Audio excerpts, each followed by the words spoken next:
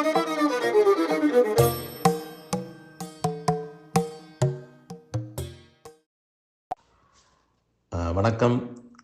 Doctor Sathyanarayanan பேசுகிறேன்.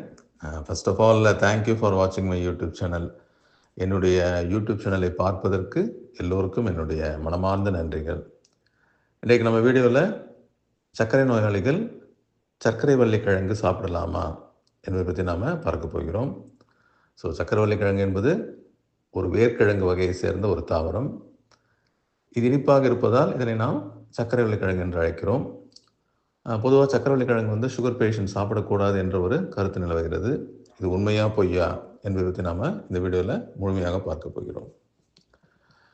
100 gram சர்க்கரை வள்ளிக்கிழங்கில் கிட்டத்தட்ட 86 கலோரிகள் இருக்கிறது. அப்புறம் கார்போஹைட்ரேட் 24 கிராம் இருக்கிறது. அதாவது ஒரு 100 கிராம் உருளைக்கிழங்கில் இருக்கக்கூடிய அந்த கார்போஹைட்ரேட் அளவை விட இது மிக அதிகம். அப்புறம் ஸ்டார்ச் இருக்குது, ரெசிஸ்டன்ட் ஸ்டார்ச்னு சொல்லுவாங்க. அப்புறம் நார் சத்து மிக அதிகமான அளவு இருக்கிறது, 4 கிராம் இருக்கிறது. அது மட்டும் இல்லை, இதில் வந்து புரோட்டீன் இருக்குது, அப்புறம் கால்சியம், பாஸ்பரஸ், அப்புறம் இரும்பு சத்து, அப்புறம் சோடியம், பொட்டாசியம், அப்புறம் விட்டமின்ஸில் வந்து விட்டமின் ஏ இருக்குது, B6, அப்புறம் விட்டமின் சி, விட்டமின் டி இருக்கிறது. அப்புறம் மேங்கனீஸ், மெக்னீஷியம் இது போன்ற தாதுக்களும் இருக்கிறது. என்னுடைய இந்த கிளைசமிக் இண்டெக்ஸ் வந்து 44லேருந்து 50 வரைக்கும் வேறுபடும். ஸோ இது வந்து மிக ஒரு குறைந்த அளவு கிளைசமிக் இண்டெக்ஸ். ஸோ நான் பழைய வீடியோவில் சொல்லியிருப்பேன், கிளைசமிக் இண்டெக்ஸ் என்பது ஒரு உணவை உட்கொள்ளும் போது எவ்வளோ வேகமாக ரத்தத்தில் சுகருடைய அளவு அதிகமாகிறதோ அதன் குறியீடு தான் கிளைசமிக் இண்டெக்ஸ். அப்புறம் இந்த கிளைசமிக் லோடு வந்து ஒரு மிதமான அளவு கிளைசமிக் லோடு, அதாவது 17. இந்த சர்க்கரை வள்ளிக்கிழங்கு இருக்கக்கூடிய அந்த அதிகமான அளவு நார் சத்து செரிமானத்தை தாமதப்படுத்தி நம்ம சாப்பிட்டுடன் ஏற்படக்கூடிய அந்த குளுக்கோஸ் ஸ்பைக்ஸ் வராமல் தடுக்கிறது.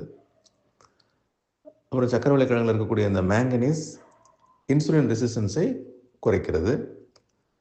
அப்புறம் சர்க்கரை வள்ளிக்கிழங்குல நிறைய இந்த பயோ ஆக்டிவ் காம்பவுண்ட்ஸ்னு சொல்லுவாங்க, அது அதிகமாக இருக்கிறது. அதாவது ஃப்ளாவினாய்ட்ஸ், அப்புறம் ஃபெனால்ஸ். இது வந்து இன்சுலின் செக்ரீஷனை அதிகப்படுத்துவதாக பல்வேறு ஆராய்ச்சிகள் கண்டறியப்பட்டிருக்கிறது. அப்புறம் சர்க்கரை வள்ளிக்கிழங்குல நிறைய ஆன்டி ஆக்சிடென்ட்ஸ் இருக்கிறது. அதாவது பீட்டா கரோட்டின், ஆந்தோசைனின் இது போன்ற ஆன்டி ஆக்சிடென்ட்ஸ் இருக்கிறது. இது வந்து செல்களில் ஏற்படக்கூடிய அந்த ஆக்சிஜனேற்ற அழுத்தம், அந்த ஆக்சிடேட்டிவ் டேமேஜை தடுத்து செல்களை வந்துட்டு சிறப்பாக செயல்பட வழிவகுக்கிறது.